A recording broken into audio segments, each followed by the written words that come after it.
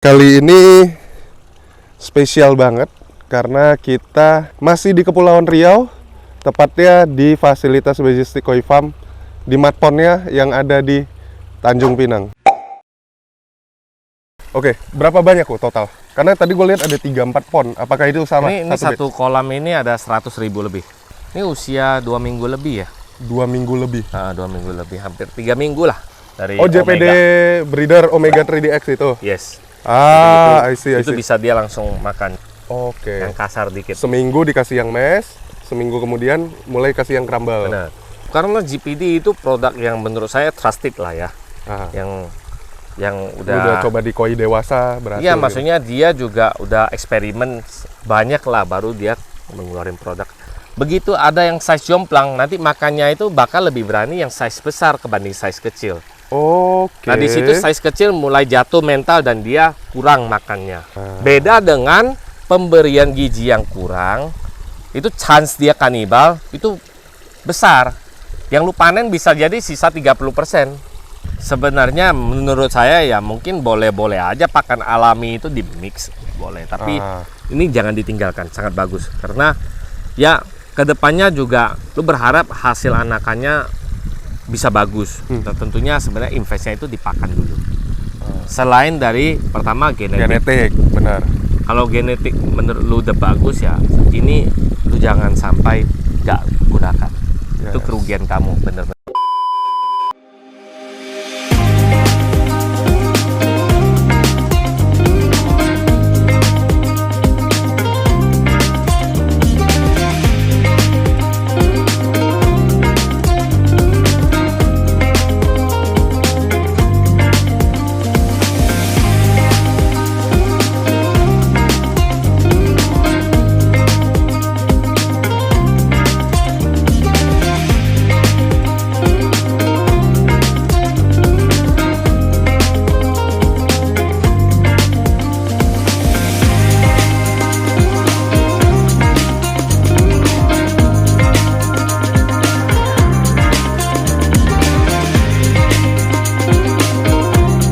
Halo Sobat Platinum, balik lagi bareng gua Kiwan. Dan kali ini spesial banget karena kita, kalau konten sebelumnya di video pertama dengan Majestic Koi Farm, kita ada di fasilitasnya yang ada di Batam.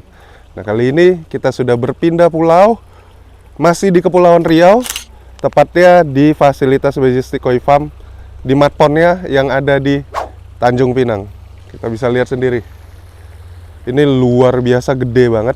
Ini kamera kalau boleh ke arah sana nih. Nih, yang kalian lihat sepanjang mata memandang nih, mau ke kiri, mau ke kanannya saya nih. Ini semua fasilitas punyanya Majestic Koi Farm. Gokil gak? Jadi di sini, kalau lu pada sempat ke sini, nggak hanya akan lihat koi, tapi pohon durian juga banyak, cuy. Tapi sayang, masih kecil, belum bisa panen di kali ini. Nah, kita mau ngapain di sini, di matpon ini? Yuk, ikut saya ke sini. Sini. Nih, ini adalah burayak-burayakan. Usianya kalau nggak salah nih, ini sudah sekitar 2 mingguan. Ini adalah burayak kalau nggak salah indukan dari line Yellow Monkey-nya punya Majestic Koi Farm. Nanti kita ngobrol-ngobrol sama Ko Chun Chun seperti apa indukannya, seperti apa proses dia memelihara si burayak-burayak ini, dan apalagi yang akan dia lakukan untuk burayakan yang ada di sini. Oke? Kita samperin nih orangnya.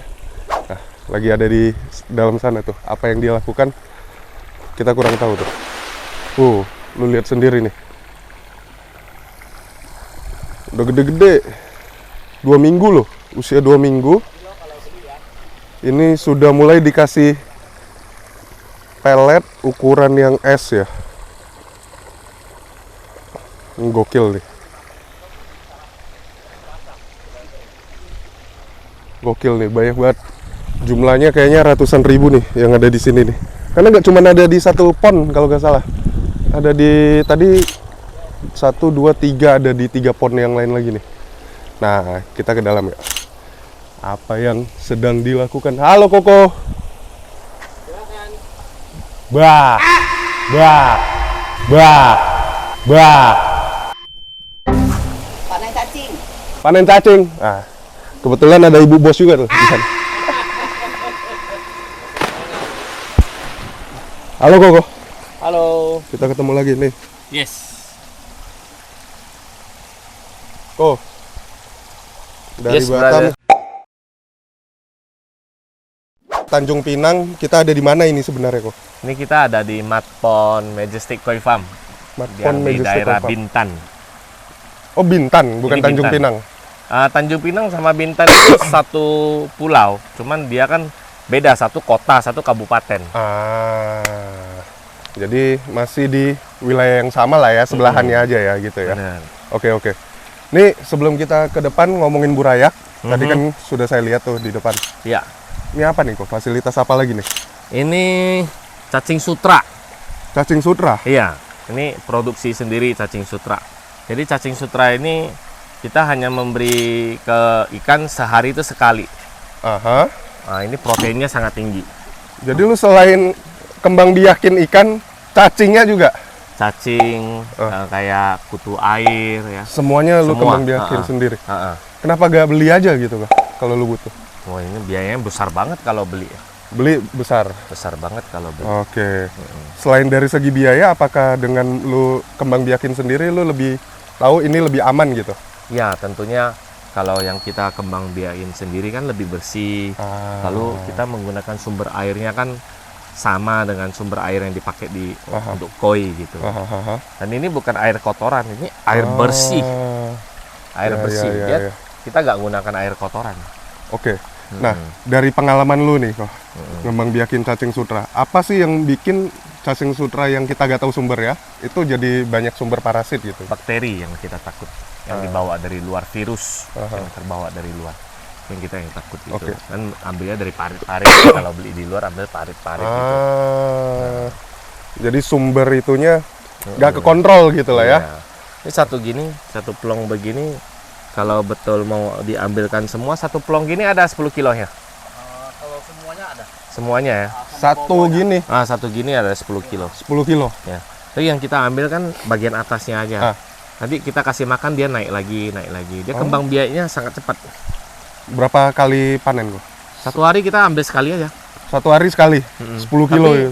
Tapi yang ini kan nggak diambil semua. Kita ngambil ini, nanti besok ambil ini, lusa ambil itu. Jadi ini kan 3-4 hari lagi ini naik lagi, kita ambil lagi. Nggak semua diganggu. Ini baru panen 5 menit. 5 menit doang segini. Mana tuh? Coba. Baru 5 menit. Lihat Kasih lihat. 5 menit seember. Habis itu dicuciin lagi? Ya ini langsung lempar ke Langsung. matpon, jadi taruh di bawah dasar. Jadi kan kalau lapar dia anytime bisa makan. Oke, karena juga sumber airnya udah sama ya dengan si Sama, koinya ya? sama, tinggal lempar aja.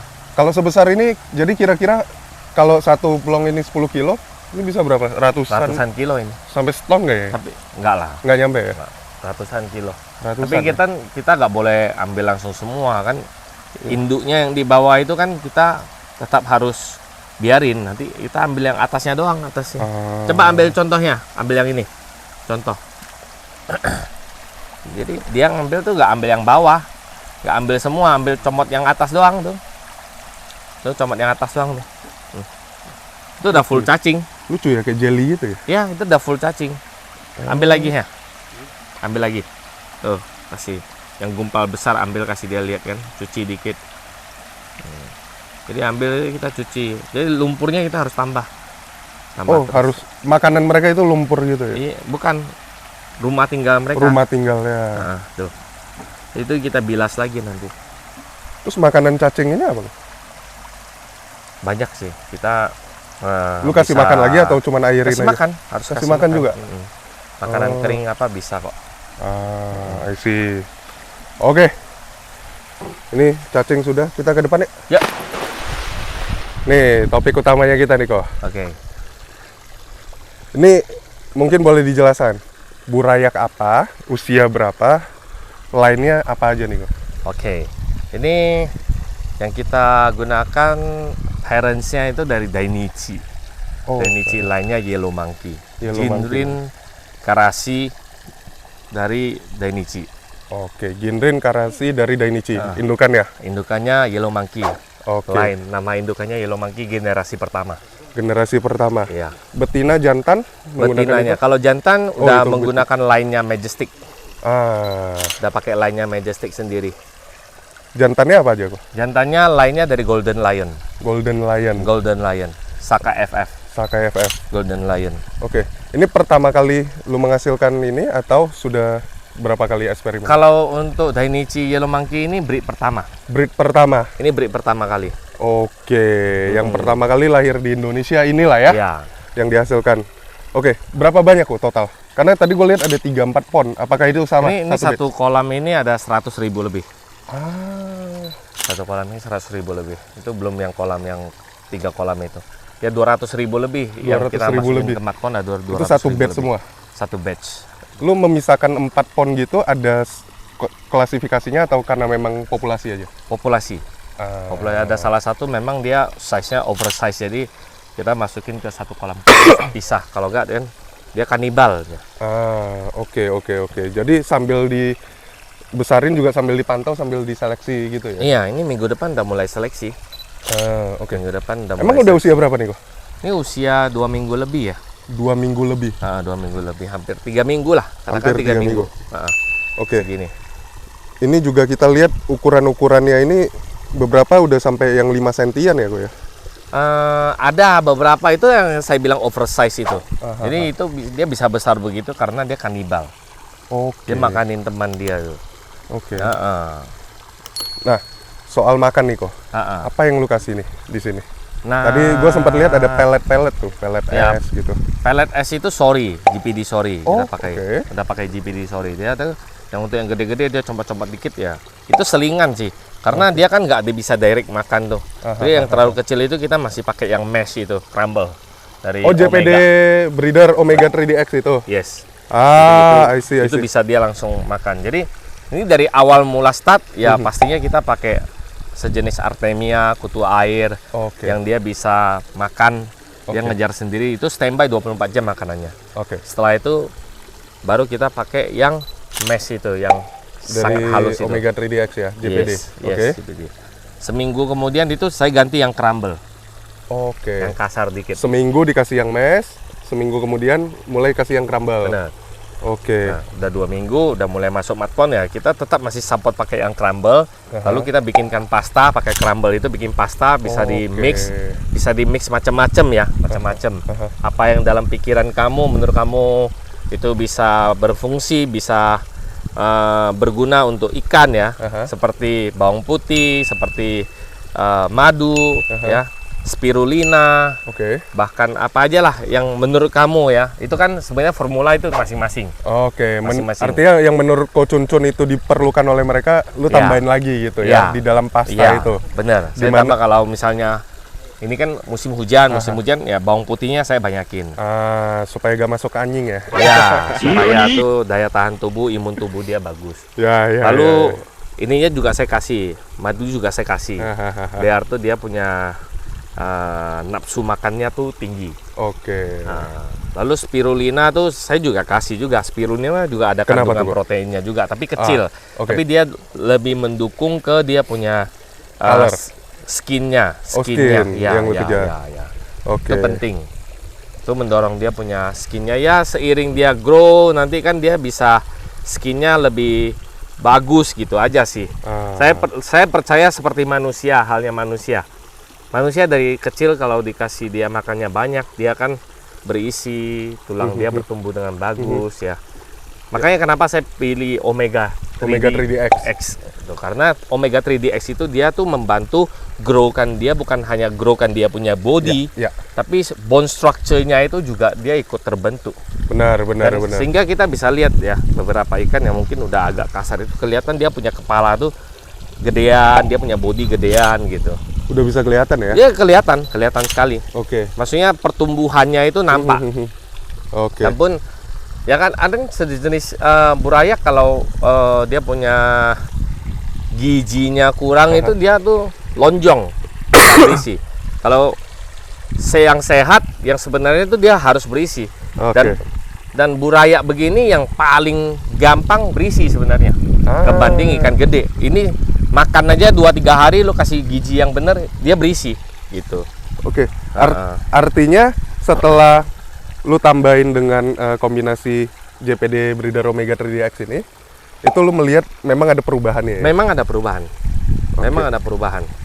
Nah, pertama kali yang bikin lu trust itu kenapa mau coba gitu gimana kok? Kan biasa konvensional ya, pakai casut lah, pakai kutir gitu ya. Karena GPD itu produk yang menurut saya trusted lah ya.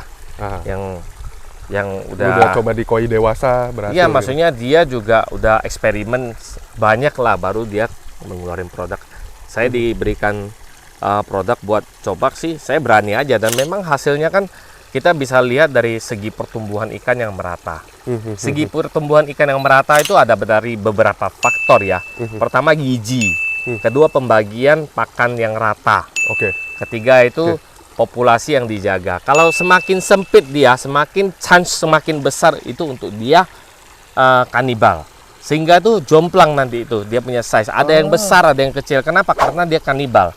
Begitu ada yang size jomplang, nanti makannya itu bakal lebih berani yang size besar kebanding size kecil. Oke. Nah di situ size kecil mulai jatuh mental dan dia kurang makannya. Akhirnya kecil-kecil terus. Dan... Ya, yang besar-besar terus, kecil-kecil terus. Itu yang terjadi. Tapi kalau misalnya lu bisa memberikan gizi yang merata, nah itu mendukung, boleh dikatakan hampir semua ya, nanti size-nya itu dia cenderung tuh sama. Tentunya pasti akan ada yang jomplang. Karena apa? Pasti di dalam itu ada yang kita bilang itu bibit unggul, biasanya itu pertumbuhan tuh dia sangat cepat gitu. Nah itu yang itu nanti yang harus lo pisahkan. Tapi mungkin seiring grow yang kecil itu juga akan cepat dia kasar. Jadi chance untuk dia kanibal tuh sangat kecil. Beda dengan pemberian gizi yang kurang, itu chance dia kanibal itu besar. Yang lu panen bisa jadi sisa 30%. Karena di karnibal yang tadi. Bener ya, kalau lu gak jaga dengan baik. Oke. Kalau lu kasih ember-ember gini maksudnya apa kok? Ini saya bikin pasta. Oh, jadi ini ada beberapa cara saya kasih makan. Ada tabur yang sinking di dalam air ya, di bawah tanah. Supaya memastikan mereka makan terus. Iya, ada yang floating. Oke. Lalu ada yang saya taruh di dia punya ya baskom ini, baskom kecil ini. Saya taruh pasta, jadi ikannya makan di situ. Oke. Nah, artinya kalau boleh gua recap sedikit yang lu kasih makan di sini, selain tadi ada Omega 3DX dari JPD, Mesh Crumble, ada juga pasta yang basicnya dari yang tadi JPD juga ya. Lalu sekali-kali selingannya ada si pakan es itu ya. Untuk beberapa ukuran yang kayak itu, gue lihat tuh lebih dari 5 cm tuh udah tuh. Ya itu yang kayak gitu yang nanti harus dipisahin. Harus dipisahin ya. Iya. Sama kalau yang alaminya kayak casut yang lu panen di sini, lu kasih juga di sini. Kasih, itu langsung ditaruh di bawah gitu. Termasuk kutir juga masih. Kutir ini size ini udah stop. Udah stop ya. Udah stop. Oke. Biasa kutir itu kalau ada kita nunggu breed selanjutnya kayak gini kan. Kita breed itu kan nggak bisa sekaligus 10 set, 20 set. Saya nggak bisa. Saya 2 set maksimal. Jadi setelah jeda 2 minggu 2 set lagi, jeda 2 minggu 2 set lagi. Jadi dia roll gitu. Jadi saya panennya ini juga terus-terusan. Lalu yang kutir saya panennya juga terus-terusan gitu. Jadi ya paling ada jeda-jeda seminggu, mungkin nggak berhasil itu bisa jadi, nggak berhasil breedingnya bisa ketunda seminggu sampai 2 minggu. Bisa ketunda. Breeding itu nggak selalu berhasil. Oke.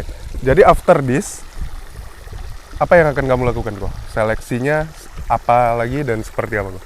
Seleksinya minggu depan ini.